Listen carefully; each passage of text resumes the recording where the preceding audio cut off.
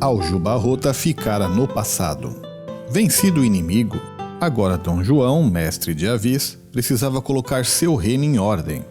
Começavam aqui as ações de Estado e os cuidados com a política interna de Portugal.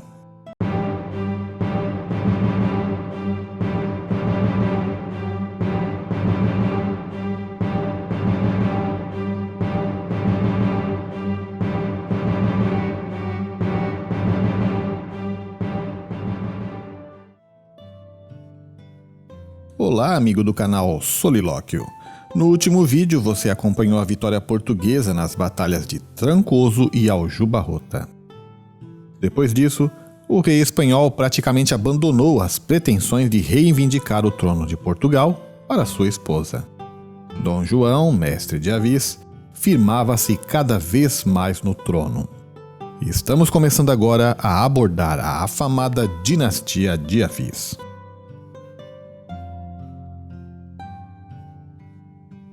Terminada a Batalha de Aljubarrota, Dom João I regressou a Portugal e deixou o Condestável à frente do exército nas escaramuças com Castela que ainda sobraram. Em 1386, para estreitar laços de amizade com a Inglaterra, Dom João acerta seu casamento com Filipa, filha do Duque de Lancastre, pretenso rei de Castela. O casamento ocorre no ano seguinte.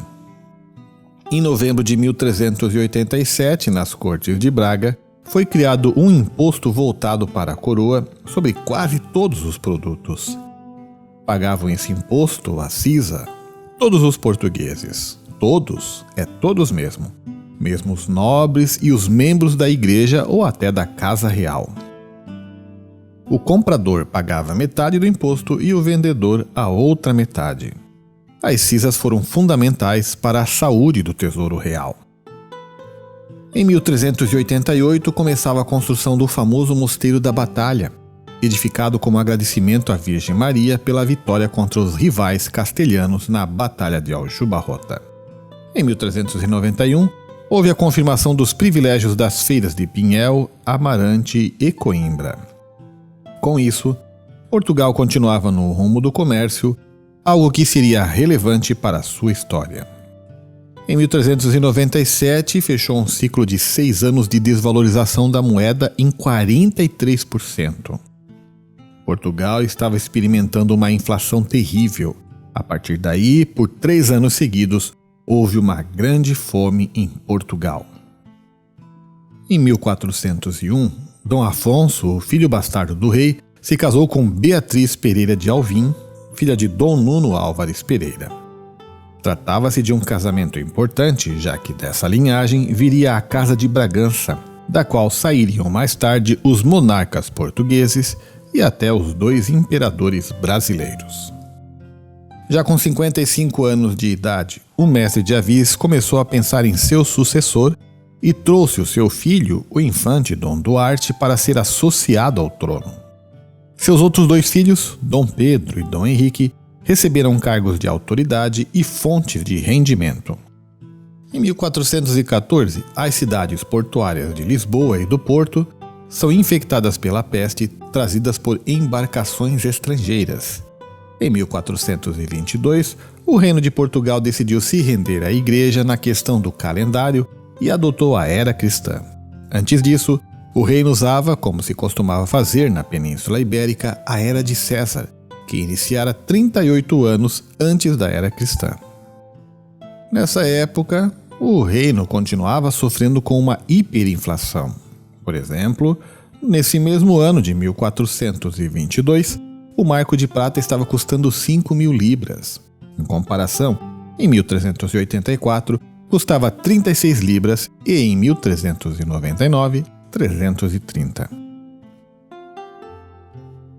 Mas a inflação continuou galopante naquelas terras lusitanas e em 1426 o marco de prata já estava custando 28.000 libras. Isso que é inflação, hein?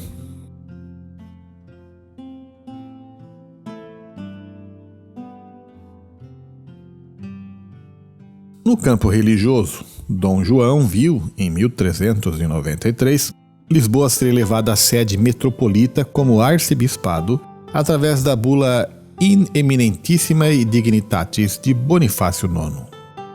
Em 1416, Dom João de Avis enviou uma delegação portuguesa ao Concílio de Constança, aquele que acabara com um grande cisma, depondo os papas rivais e elegendo um terceiro.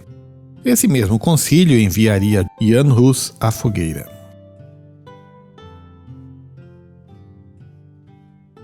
Dois anos depois, quando Portugal já havia dominado Celta no norte do Maghrebe, o Papa Martinho V emitiu a bula Rex Regum, que instava os príncipes cristãos que se associassem aos portugueses na luta contra os mouros e reconhecia as conquistas como possessão portuguesa.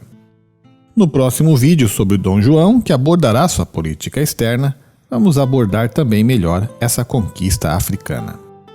No mesmo ano de 1418, o mesmo Papa emitiu a bula papal In Apostolite Dignatis Specula, que concedia ao infante Dom João o posto de mestre da Ordem de Santiago.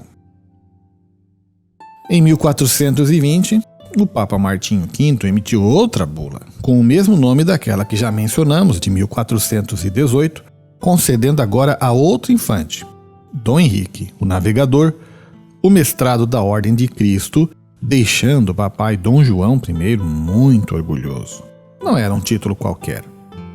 Como mestre, Dom Henrique passou a administrar uma ordem que herdou as propriedades dos antigos templários. Isso tornou possível investir nas navegações que estavam por vir. Dom Dinis, que aceitou sob seu manto os templários fugitivos de outros reinos ali no passado e formou a Ordem de Cristo, foi muito esperto. Mas nem ele poderia prever que aquela ação estaria atrelada ao posterior engrandecimento de Portugal como uma potência mundial. E tudo isso se daria através de Henrique o Navegador e o início das navegações. E facilitou muito o seu trabalho ser mestre da Ordem de Cristo. 4 anos depois, o Papa Martinho V reconhecia o domínio de Portugal sobre as Ilhas Canárias. A ínclita geração começava a nascer. Em 1391, nascia Dom Duarte, que mais tarde seria rei de Portugal. Um ano depois, nascia o infante Dom Pedro, e no ano seguinte vinha ao mundo Dom Henrique. Aí estava uma geração de ouro para a história de Portugal. E que problemas com parentes teve Dom João, o mestre de Avis? Em 1398 ele precisou lidar com seu tio, o infante Dom Dinis, que é proclamado rei de Portugal pelos portugueses exilados em Castela. Esse Dinis é aquele irmão de Fernando que se negou a beijar a mão de Leonor Teles. A rainha, Dona Beatriz, desistiu de seus direitos ao trono em favor dele. Atacando Trás-os-Montes e a Beira, Dom Dinis se apodera de alguns castelos, mas sua campanha terminou sem sucesso e Dom Dinis precisou retornar a Castela. Como vimos, Dom João precisou lidar com uma inflação galopante, inseriu a era cristã no calendário português, lidou com seu tio, que era outro possível rei rival na disputa pelo trono, e colocou seus filhos, a ínclita geração, em posição de comando nas ordens religiosas. Mas e no campo da política externa? Aguarde! O canal Solilóquio voltará para contar como foi o desafio português a Castela no pós-Aljubarrota, como os dois reinos trataram de fazer as pazes e como Portugal iniciou sua expansão territorial. Tudo isso ainda sob o comando do rei Dom João.